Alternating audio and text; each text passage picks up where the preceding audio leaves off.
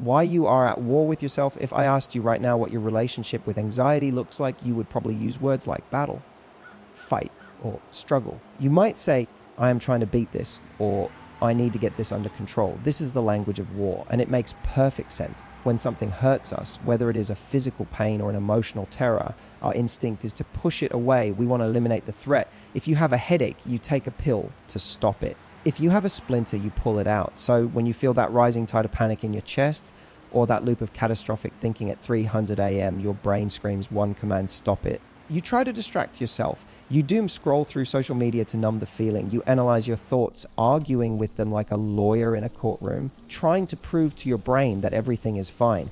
You try to breathe it away, meditate it away, or work it away. You are essentially standing at the door of your mind, holding it shut with all your strength, terrified that if you let go, the monster on the other side will devour you. But here is the paradox that keeps you stuck. The war against anxiety is what fuels the anxiety. Think about it like this. Imagine you are in a swimming pool and you are trying to hold a large inflated beach ball underwater. That beach ball represents your fear. As long as you are holding it down, you are tense. Your muscles are straining. You have to be vigilant. You cannot look around. You cannot enjoy the water, and you cannot relax. Your entire existence becomes about managing that ball. The moment you get tired, and you will get tired, that ball is going to shoot up out of the water with explosive force. It splashes you in the face. It feels chaotic and uncontrollable. And you think, see, I knew I couldn't let go. It's out of control. But the ball wasn't dangerous. It was just a ball. It was the effort of suppressing it that created the tension. By trying to control your anxiety, you are sending a signal to your brain that says, this feeling is dangerous. This feeling is a threat. Your brain, trying to be helpful, responds by releasing more adrenaline to help you fight the threat. You are literally fighting fire with gasoline. The harder you try to stop feeling anxious, the more anxious you become about the fact that you are anxious. It is a loop, and the only way to break a loop is to stop running. The safety trap. So if fighting it doesn't work, why do we do it? Why is your brain so committed to this state of high alert? To understand this, we have to look at this with a little bit of compassion. You are not broken. You are not defective. In fact, your brain is doing exactly what it was designed to do. It is trying to save your life. For thousands of years, human beings lived in environments where danger was physical and immediate. If you heard a rustle in the bushes, the humans who felt anxiety, the ones whose hearts raced, whose palms swayed, whose pupils dilated, were the ones who ran away and survived. The ones who stayed calm and said, it's probably nothing, got eaten by the tiger. Your anxiety is an evolutionary masterpiece. It is a safety mechanism. The problem is that you no longer live in the wild. You live in a world of emails, text messages, awkward dates, and deadlines. But your brain, that ancient, primitive part of your brain called the amygdala, cannot tell the difference between a tiger and a text message left on read.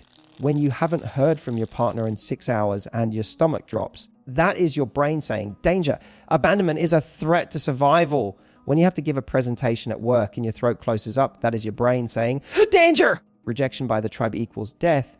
We call this the safety trap. You subconsciously believe that if you worry enough, you can prevent bad things from happening. You think that if you play out every single worst case scenario in your head, you will be prepared. You tell yourself, I'm just being realistic, or I'm just planning ahead. But worry is not preparation. Worry is a lie that fear tells you to make you feel like you are in control. It creates a false sense of safety. You feel that if you let your guard down, even for a second, the disaster will strike.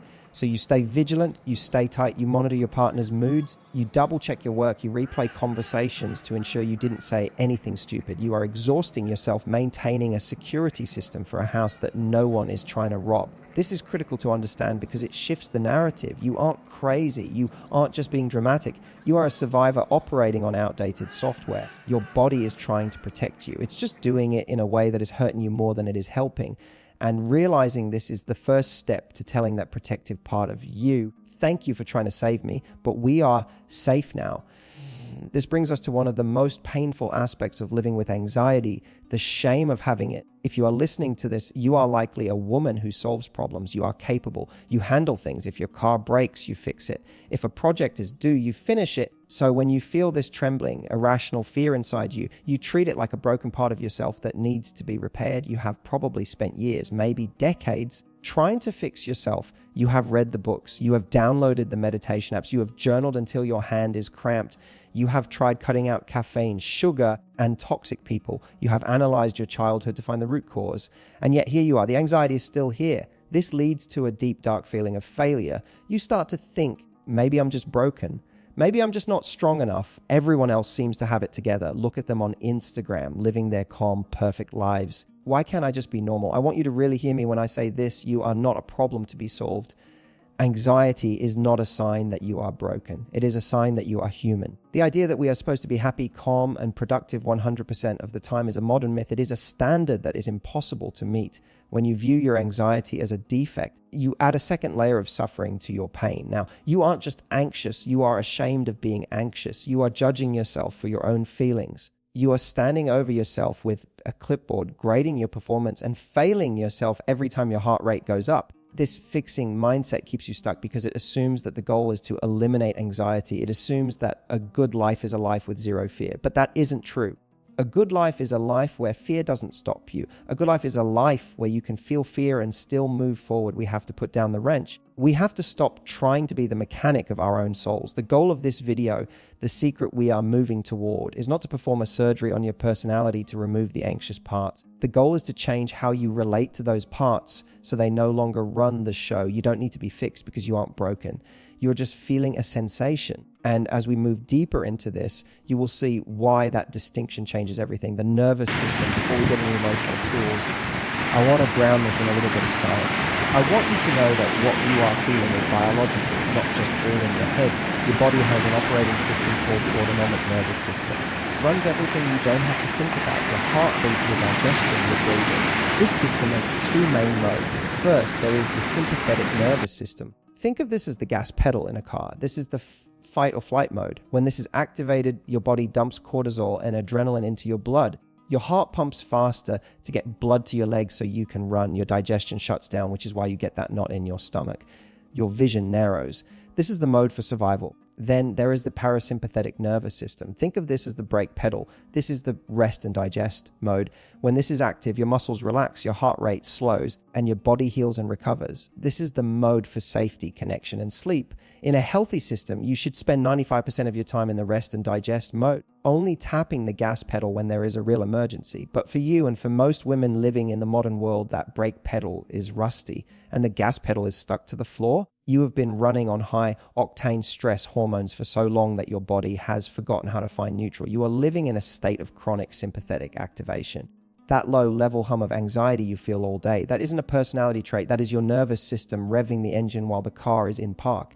This is why positive thinking often fails. You cannot think your way out of a nervous system response. You cannot use logic to turn off a chemical flood. If you are in a burning building, you can't sit down and mindset your way into believing it's cool. Your body knows it's hot. To stop the fear, we have to stop talking to the mind and start talking to the body. We have to learn how to manually press the brake pedal. And the secret to doing that is what we are going to explore next. It is the missing link that most therapy and advice completely overlooks. It starts with understanding that your body isn't fighting you. It's just waiting for a signal that it is safe to finally exhale. The biological secret: you cannot think your way out. We need to address something that drives intelligent women crazy. You are smart, you are logical, you can solve complex problems at work, organize a family schedule, and navigate difficult conversations. So when anxiety hits, you try to use that same intelligence to solve it. You try to outsmart your own fear. You sit there heart pounding and you start debating with yourself. You say, why am I freaking out about this email? I know it's not a big deal. I know my boss likes me. I know I'm qualified. You stack up all the evidence. You use logic like a sword to fight back the panic. And yet your hands are still shaking. Your chest is still tight. This is the most frustrating part of anxiety. You know you are being irrational, knowing it doesn't make it stop. Why? Why doesn't logic work? Here is the secret. You are trying to use the wrong part of your brain. The part of your brain that thinks, analyzes, and uses language is called the prefrontal cortex. It is the newest, most evolved part of the human brain. It is the CEO. But the part of your brain that generates anxiety is the limbic system, specifically the amygdala. This part is ancient. It is primitive. It doesn't speak English. It speaks in sensation, adrenaline, and survival. When your anxiety is triggered, your limbic system effectively hijacks the car. It takes the prefrontal cortex offline. It says, we don't have time for logic. We have to run. Trying to talk yourself out of a panic attack is like trying to put out a forest fire with a math equation. The fire doesn't care about the math. The fire only understands water. You cannot think your way out of a sensation. You cannot reason with a racing heart. As long as you stay in your head, spinning in thoughts, analyzing the why and the what if. You are trapped in a room with no exit. You are pouring energy into the spinning wheel, making it go faster. To stop the fear, we have to bypass the thinking mind entirely. We have to drop down into the only place where the limbic system listens. We have to go into the body. The somatic shift, this brings us to the core secret of this entire video. If you take nothing else away from today, let it be this concept. It is called the somatic shift. Most of us live our entire lives from the neck up. We treat our bodies like taxi cabs that just carry our brains around to meetings and dates. When we feel anxiety, we experience it as a story in our heads. The story says, he hasn't called, he must hate me. The story says, I'm going to fail this interview and lose everything. We obsess over the story. We try to rewrite the story, but the story is just a symptom. The source is the physical sensation happening in your body. The somatic shift is the act of moving your attention away from the flashing thoughts in your mind and dropping it down like an anchor into the physical feeling in your body. I want you to try this with me right now. If you are feeling any tension or even just the hum of daily stress, stop listening to the thoughts for a second. Don't worry about why you are stressed. Instead, scan your body. Where do you feel? Is it a tightness in your throat? Is it a heavy rock in the pit of your stomach? Is it a buzzing electricity in your fingertips? Is it a band of pressure around your chest? Locate it. Point to it with your mind. This act, dropping in, changes everything. Because the moment you observe the physical sensation, you stop being the victim of the story. You become the witness of the body. When you stay in your head, the anxiety feels like a catastrophic reality. Feels like the truth. But when you drop into your body, anxiety is revealed for what it actually is: energy. It is just energy moving through your nervous system. It is hot. It is a vibration. It is stressful. It is not a prediction of the future. It is just a biological event happening in your torso. When you learn to say, I am feeling a tightness in my chest, instead of I am having a breakdown, you reclaim your power. You create a tiny wedge of space between you and the feeling. And in that space, you can breathe. In that space, you are not anxious. You are the container that holds the anxiety. This is scary at first because we are taught to run away from discomfort. We think if we look at it, it will get bigger. But the opposite is true. Monsters live in the dark. When you shine the light of your attention directly onto the physical sensation, when you stop running and just feel it, it often starts to dissolve. It loses its grip because you have stopped feeding it with fear. The 90-second rule now, you might be thinking, okay, I feel it, but I don't want to feel it forever. How long does this last? This is where science gives us some incredibly hopeful news. Dr. Jill Bolt Taylor, a Harvard-trained neuroanatomist, discovered something profound about human emotion. She found that the actual chemical lifespan of an emotion in the body is only about 90 seconds. From the moment your amygdala hits the panic button, triggering that rush of adrenaline, that flush of heat, that racing heart, it takes less than a minute and a half for those chemicals to flush completely out of your bloodstream. 90 seconds. That's it. So why do you feel anxious for days? Why does a fight with your partner ruin your entire week? Because you are re-triggering it. After the initial 90-second wave hits, you start thinking. You tell yourself, oh my God, this is awful. Why is this happening? What if it gets worse? Those thoughts act like a fresh signal to the brain to dump more adrenaline. You are rebooting the loop. You are hitting the replay button over and over again. But here is the power of the 90-second rule. If you can stop the story, if you can just perform the somatic shift and surf the physical wave of sensation for just 90 seconds without adding a scary narrative to it, the feeling will naturally subside. It's biology. Next time you feel that rush of panic, look at a clock. Tell yourself, I can survive anything for 90 seconds. Breathe through the sensation. Watch it rise like a wave, peak, and then I promise you it will crash on the shore and recede. You just have to be brave enough not to swim back out to sea. Befriending the sensation, to truly master this, we have to change our relationship with the sensation itself. We spend so much energy labeling these feelings. This is bad. Shaking is bad. Nausea is bad. When you label a sensation as bad, you instinctively tense up against it. You brace for impact, and that bracing creates more tension, which creates more anxiety. It is a self-fulfilling prophecy. I want to invite you to try something radical. I want you to try to befriend the sensation. When you drop into your body and locate that knot in your stomach, instead of wishing it away, get curious about it. Imagine you are a scientist observing a new species. Give it a shape. Is it round? Is it spiky? Is it heavy like lead or fluttering like a bird? Give it a color. Is it a dark, muddy red? Is it a sharp electric blue? Is it a gray fog? Give it a texture. Is it smooth? Is it rough? Is it hot or cold? I feel a heavy, gray, round stone in my solar plexus. Do you see what just happened? You just took a terrifying, overwhelming emotion and turned it into an object. An object has edges. An object is finite. An object is not you. When you get curious, you cannot be afraid. Fear and curiosity cannot exist in the same space at the same time. By describing the sensation with neutral sensory words, You strip it of its power to hurt you. You stop being a woman under attack and you become a woman observing energy. This is the gateway to freedom. Once you realize that the worst thing that can happen is just a feeling and that you can handle a feeling, the fear loses its teeth. You become untouchable. Their anxiety and love and intimacy, the texting spirals. Now that we understand how anxiety lives in the body, we have to look at the place where it shows up most aggressively for women. In our relationships, nothing triggers the safety trap faster than love, and nothing exposes our nervous system wiring quite like the modern landscape of dating. Specifically, the silence of a phone. We have all been there. You send a text. Maybe it's vulnerable. Maybe it's casual. Maybe it's just a meme. And then you wait. 1 minute passes. Then 10. Then an hour. If you have a sensitized nervous system, that hour doesn't feel like 60 minutes. It feels like a slow motion car crash. Your brain, desperate for a dopamine hit of reassurance, starts to hallucinate. You check your phone to make sure the volume is on. You check Instagram to see if he's active. You reread your text, analyzing the tone. Was I too forward? Did I sound desperate? Did I use the wrong emoji? This is the texting spiral. In this moment, your body is reacting as if you're being physically abandoned in the wild. Remember, to the primitive brain, isolation equals death. Silence from a partner registers as a threat to your survival. Your chest tightens, your stomach drops. You feel that sick, frantic energy buzzing under your skin. The secret here is to recognize that this anxiety has nothing to do with him. It feels like it's about him. It feels like if he would just text back, the pain would stop. And sure, when his name finally pops up on the screen, you feel that rush of relief. The danger is over. You can breathe again. But notice what just happened. You handed the remote control of your emotional state to someone else. You made your inner peace dependent on his external action. The texting spiral is not a relationship problem. It is a regulation problem. You are experiencing a somatic spike of fear, and instead of soothing it yourself, you are looking for him to soothe it for you. You are using his attention as a tranquilizer. The next time the silence stretches out and the spiral starts, I want you to stop. Put the phone down, physically put it in another room. Do not read the text. Do not stalk his activity. Instead, turn inward. Use the somatic shift. Feel the abandonment wound in your chest. It hurts, I know. It feels hot and heavy, but acknowledge it. Say to yourself, I am feeling anxious because I care. I am feeling scared because I want a connection, but I am safe in this room. My survival is not tied to this text message. Reclaim your safety before he replies, because if you wait for him to fix it, you will spend your entire life waiting. Anxious attachment styles, if that spiral sounded familiar, you might have heard the term anxious attachment style. In the world of psychology, this has become a buzzword. You might have even labeled yourself with it. You might say, oh, I'm just anxious, I'm needy, I'm too much. I want to pause here and offer a different perspective. I want to take the shame out of this label.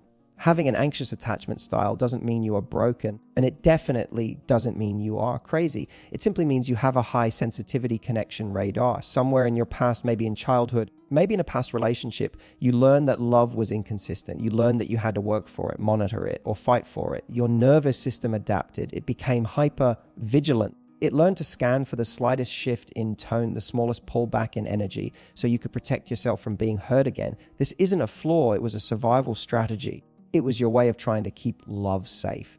But now that radar is too sensitive. It picks up danger where there is only normal life. When your partner is quiet because they are tired from work, your radar screams. They are losing interest. When they want a night alone, your radar screams. They are leaving you. The problem isn't the radar. The problem is that you believe every blip on the screen is a missile. The work of healing your attachment style isn't about becoming cold or detached. It's about learning to recalibrate the machine. It's about learning to pause between the signal and the reaction. When you feel that urge to cling, to double text, to ask, are we okay? For the 5th time, to pick a fight just to get a reaction, recognize that this is your radar malfunctioning. It is a false alarm. You don't need to shame yourself for feeling the urge. Just don't act on it immediately. Treat your anxious attachment like a scared child in the backseat of the car. You can hear her crying. You can validate her fear. You can say, I know you're scared he's leaving. But do not let her grab the steering wheel. You are the driver. You decide where the car goes. Projection theirs. Reality, this brings us to the most dangerous trick anxiety plays in relationships: projection. Anxiety is a master storyteller. And in relationships, it writes tragedies. When you are in a state of high anxiety, you are not actually in a relationship with your partner. You are in a relationship with your fears about your partner. Let's say you are having a nice dinner. Suddenly a thought pops up. He seems quiet. He's probably bored. He's thinking about his ex. He's going to break up with me. Physically, your body reacts to that thought as if it is happening right now. You get defensive, you get cold, you shut down, or you snap at him. What's wrong with you? Why are you acting like this? He looks up from his pasta confused. What?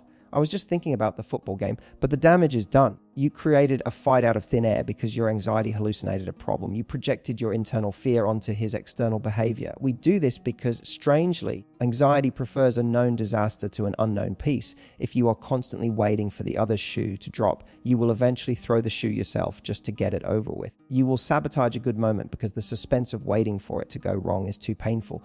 This is self-sabotage wrapped in self-protection. The secret to stopping this is to constantly fact-check your brain when you feel that narrative building. He hates me. This is lying.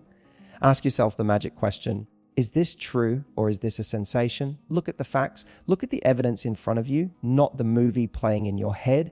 Is he actually pulling away or are you just feeling vulnerable? Is there proof of danger or is your body just remembering old pain? Separating your past trauma from your present partner is the greatest gift you can give your relationship. It allows you to see the person in front of you for who they actually are, not who you are afraid they will become. The anchor in the storm. So how do we shift this? How do we become the woman who is calm, magnetic, and secure in love? We have to become our own anchor. In an anxious dynamic, you are like a boat in a storm, tossing and turning with every wave of your partner's mood. If they are happy, you are safe. If they are distant, you are capsized, you are unmoored. To stop the fear, you must drop your anchor. You must decide that your internal sense of safety is not up for negotiation based on someone else's behavior. This means learning to self-soothe before you reach out. The next time you feel the panic rising, instead of running to your partner for reassurance, turn to yourself first. Be the partner you are looking for. Place your hand on your heart. Feel the warmth of your own skin. Take 3 deep breaths, making the exhale longer than the inhale. Hey, this physically forces the brake pedal of your nervous system. Speak to yourself with the kindness you are craving from him. Say, I am here with you. I am not leaving you. We can handle this uncertainty. When you do this, you stop being an energy vampire who drains the relationship for reassurance. You start bringing energy to the relationship. There is nothing more magnetic to a man than a woman who can hold her own emotions. When you stop needing him to fix your anxiety, you become a safe harbor for him too. The energy shifts from please save me and that shift from desperation to choice is the foundation of real lasting intimacy. You stop loving him out of fear and you start loving him out of freedom. And that is a love that actually lasts.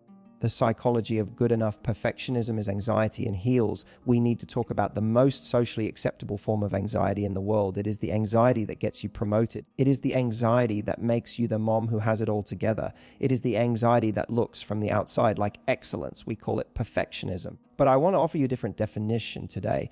Perfectionism is just anxiety in heels. If you are a high achieving woman, you probably tell yourself that you just have high standards. You tell yourself that you like things done a certain way.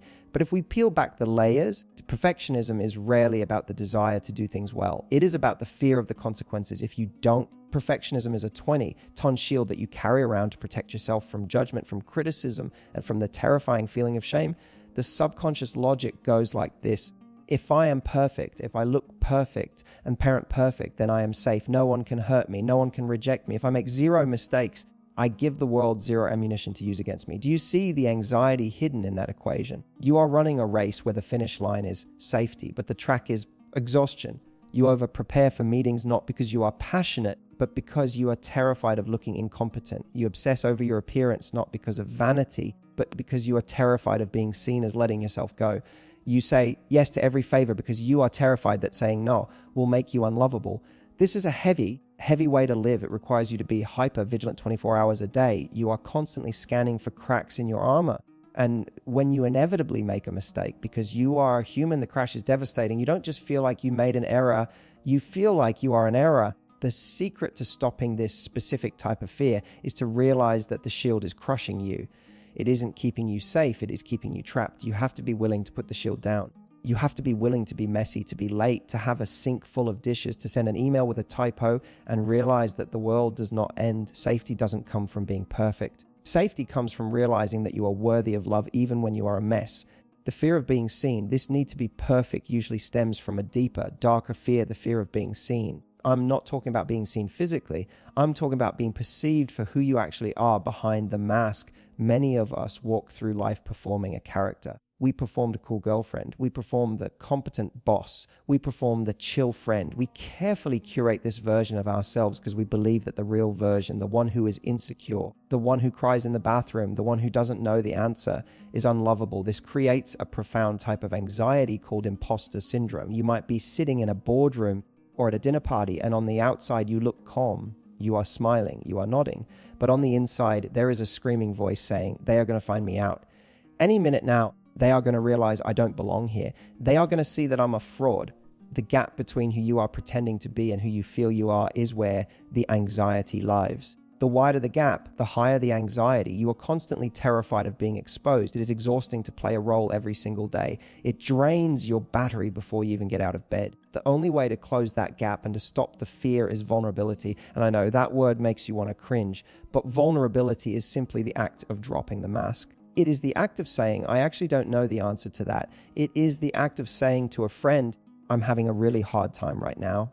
It is the act of letting someone see without the makeup, without the armor, without the script. When you do this, something magical happens. The rejection you are so afraid of usually doesn't happen. Instead, you get a connection, you get relief, because when you stop pretending to be perfect, you give everyone around you permission to stop pretending too. You realize that you don't have to earn your place in the room by being impressive. You belong there simply because you exist. The fear of being seen vanishes when you decide that you have nothing to hide. The what if loop, finally, we have to deal with the engine that keeps all of this running, the what if loop. If perfectionism is the shield and the mask is the costume, then the what if loop is the script that never ends. What if I lose my job? What if he leaves me? What if I get sick? What if I made the wrong choice? Your brain is a prediction machine. Its job is to predict the future so it can protect you from it. But for the anxious woman, the prediction machine is broken. It is stuck on the catastrophe channel. You spin these elaborate, terrifying movies in your head. You write scripts for arguments that haven't happened. You visualize tragedies in 4K resolution. You think that by worrying about it, you are somehow preventing it. You think, if I imagine the worst case scenario, I won't be blindsided. But here is the truth. Worrying does not empty tomorrow of its sorrow. It empties today of its strength. You are suffering the pain of the event before it even happens. In fact, most of the things you worry about never happen. You are paying interest on a debt you never took out. So how do we stop the loop? We don't try to silence the what if. We answer it. Usually when the thought comes, what if I lose my job? You freeze, you stop at the cliff's edge. The fear paralyzes you. I want you to play the tape all the way to the end. I want you to answer the question. Okay, what if I lose my job? Well, I would be devastated. I would be scared. Then what would happen? I would have to update my resume. I would have to call my contacts. I might have to take a freelance gig. I might have to cut my budget. And then I will survive. I have skills. I have figured things out before. I would figure this out too. Do you see the shift? Anxiety relies on the idea that you are helpless. It tells you if this bad thing happens, I will be destroyed. But when you answer the question, when you look the monster in the eye and make a plan, you move from catastrophizing to resilience. The antidote to the what if loop isn't blind optimism. It isn't saying everything will be perfect. It is saying, even if it isn't perfect, I will be okay. It is replacing the trust in the outcome, which you can't control, with trust in yourself, which you can control. You have survived on 100% of your bad days so far. You have navigated every crisis, every heartbreak, and every failure up to this point. The evidence suggests that you are capable. So the next time the what if voice starts whispering, I want you to interrupt it. I want you to say back to, if that happens, it will be hard. But I handle hard things. I trust myself to handle whatever comes. That is how you turn off the panic. You don't promise yourself safety from the world. You promise yourself that you will never abandon yourself, no matter what the world does. The secret technique, radical acceptance, surrender vis. Giving up, we have arrived at the hardest, yet most transformative part of this journey. We are going to talk about the concept of surrender. I know, the moment you hear that word, your whole body probably tenses up. To a modern woman, a woman who fights for what she wants, a woman who has had to protect herself. Surrender sounds like failure. It sounds like weakness. It sounds like rolling over and letting the anxiety win. You think, if I surrender to my fear, I'll never get out of bed. It will swallow me whole. But I need you to understand a critical distinction. Surrender is not the same thing as giving up. Giving up is passive. Giving up is saying, I am helpless. There is no hope. Surrender is active. Surrender is saying, I am done fighting a war that cannot be won. Imagine you are caught in a Chinese finger trap. You know the ones, those woven tubes you put your index fingers into. The harder you pull your fingers apart, the tighter the trap becomes. The more you fight, the more you are stuck. The only way to get out of the trap is to do the counterintuitive thing. You have to push your fingers in. You have to lean into the trap. The mesh loosens and your fingers slip out effortlessly. Anxiety works exactly the same way. When you resist us, I hate this feeling, make it stop. You are pulling apart. You are tightening the trap. When you surrender, I am willing to feel this right now, you are leaning in. You are creating the space for freedom. Radical acceptance is the act of dropping the rope in the tug of war. It is looking at your racing heart, your sweating palms, and your catastrophic thoughts and saying, okay, you are here. You are allowed to be here. I am not going to fight you today. It is a posture of supreme confidence. It is saying, this feeling is uncomfortable, but it is not dangerous. I don't need to destroy it to be okay. When you stop fighting the wave, you stop drowning.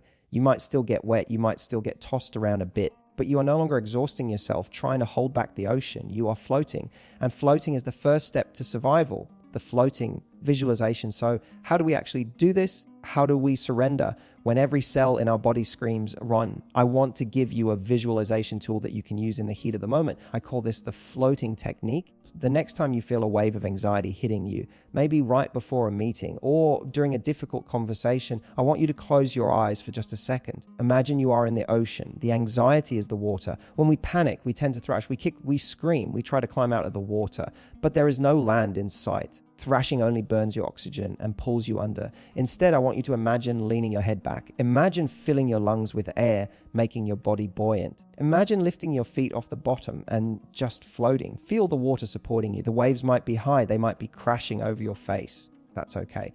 Just keep floating. Do not try to stop the waves. Let them rise and fall. As you float, say this mantra internally, I am willing to feel this. It sounds crazy, I know. Why would you be willing to feel terror? Because the resistance is what hurts. The resistance is drowning. When you say, I am willing to feel this tightness in my chest, you are neutralizing the threat response. You are telling your amygdala, we aren't running, we are staying. Watch what happens to the waves when you stop thrashing. They don't disappear instantly, but they lose their violence. They turn from a storm into a swell. You are bobbing on the surface of your own emotions, safe, buoyed by your own breath. You are proving to yourself in real time that the water cannot kill you. You are the vessel. The anxiety is just the weather, and the weather always changes. Speaking to the inner child, usually when the anxiety feels unbearable, it is because it is not adult anxiety, it is child anxiety. That feeling of smallness, of helplessness, of, oh, I can't handle this, that is rarely the 35-year-old confident woman speaking. That is the 7-year-old girl inside you felt unsafe, unheard, or overwhelmed.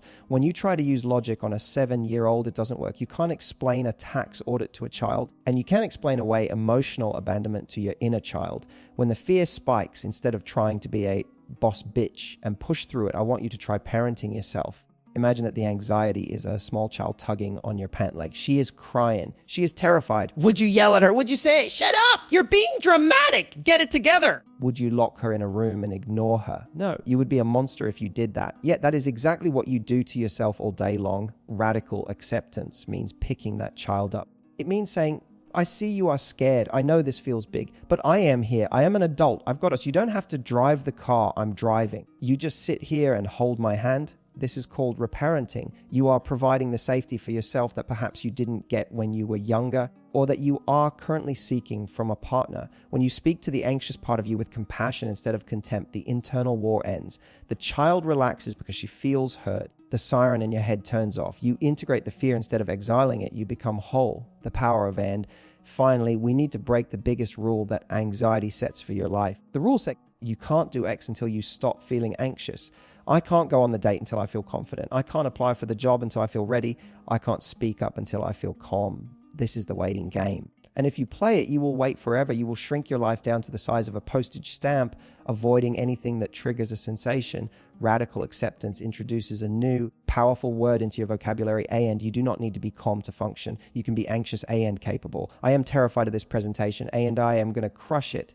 I am shaking. And I am walking into the party. I feel like vomiting, and I am sending the text. Courage is not the absence of fear.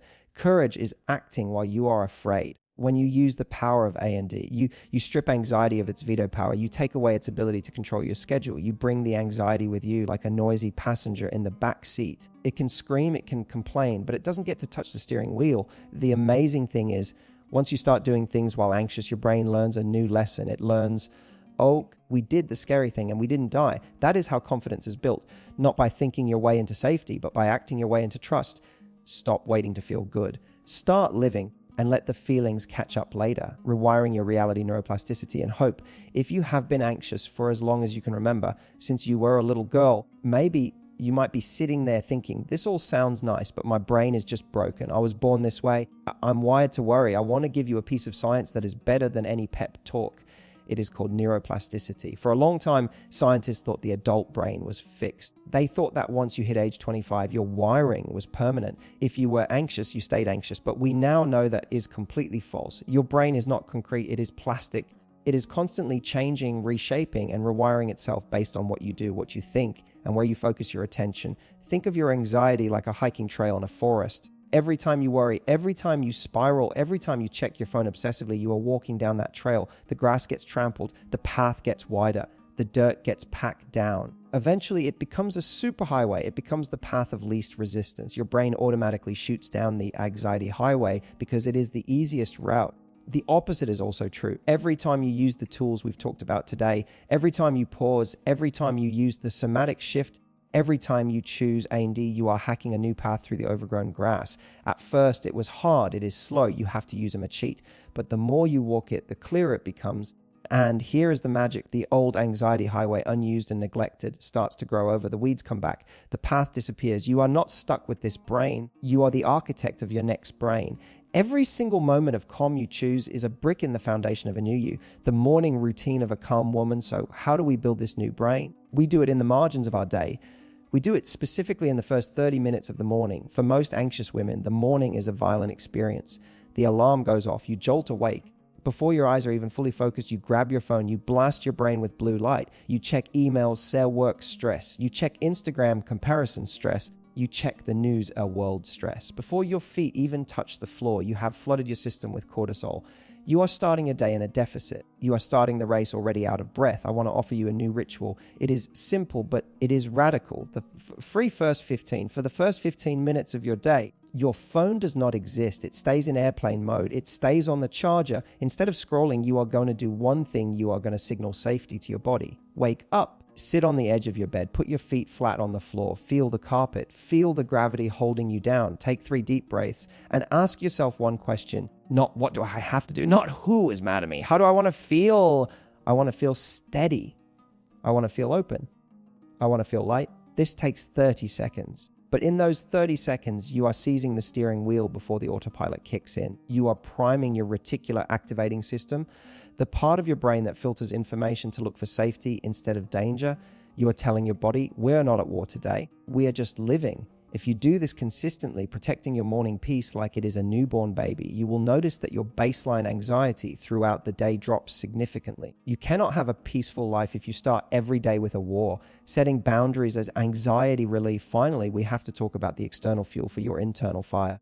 We can do all the breathing exercises in the world, but if your life is filled with people and obligations that drain you, you will always be anxious. Anxiety is often just your body's way of saying, it is a protest. It is your intuition screaming that you are overextended, undervalued, or unsafe. Many women use anxiety as a substitute for boundaries. We don't want to be mean, so we say yes to the party we don't want to go to. We say yes to the extra project. We listen to the toxic friend vent for 3 hours, and then we go home and shake. We lie awake at night with our hearts racing. That racing heart is resentment. It is the energy of the no that you swallowed trapped inside your body. To rewire your reality, you must become a guardian of your own energy. This means getting comfortable with disappointing people. I know that sounds terrifying. If I disappoint them, they won't like me.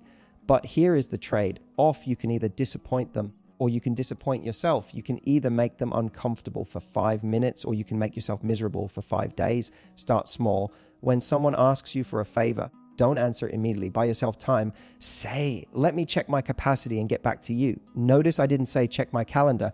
You might have time on your calendar, but do you have space in your nervous system? If the answer is no, say no.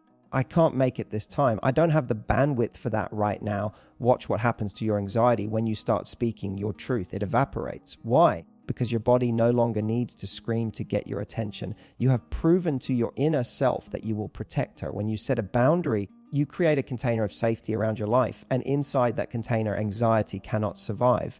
Peace can finally take root. You are not just managing stress. You are curating a life that supports your sanity, and you have every right to do that. The woman who trusts herself, the recap. We have traveled a long way together in this hour. We started this journey with you feeling like you were at war with your own mind, exhausted from fighting, tired of fixing, and desperate for silence. But look at where we are now. You now know the truth. You know that your anxiety is not a defect. It is a signal. It is a primitive, protective energy that is just trying to keep you safe. You know that you cannot think your way out of a feeling, but you can feel your way through it using the somatic shift. You know that the texting spiral and the perfectionism are just masks for a nervous system that needs a hug, not a lecture. And most importantly, you know the secret of radical acceptance. You know that you can float. You know that you can be afraid and still move forward. You have the tools now. You have the 90-second rule. You have the fun free first 15. You have the language to speak to your inner child. You are no longer helpless. You are equipped. The final blessing, I want to leave you with one final thought. The opposite of anxiety is not calm. The opposite of anxiety is trust. Anxiety is the result of believing that you cannot handle what the future holds. It is a lack of trust in your own resilience. It is the belief that if you let go of the steering wheel for 1 second, you will crash. But the woman you are becoming, the woman who breathes, who drops into her body, who sets boundaries, she knows something different. She knows that she cannot control the waves, but she knows she can swim. She knows that she cannot control if he texts back, but she knows she will be okay if he doesn't. She knows that she cannot control the world, but she knows she can always control how she treats herself. I want you to place your hand on your heart one last time, close your eyes, and whisper this to yourself. I trust myself to handle whatever comes. Feel that. That is the end of the war. That is the beginning of your freedom. If this video helped you find even one moment of peace today, if it helped you understand yourself just a little bit better, please consider joining our community. Click that subscribe button, not just to see more videos, but to say yes to this version of yourself. To say yes to a life where fear does not make the decisions. You are doing better than you think you are. You are stronger than you feel, and you are never, ever alone in this. I will see you in the next video. Take care of yourself.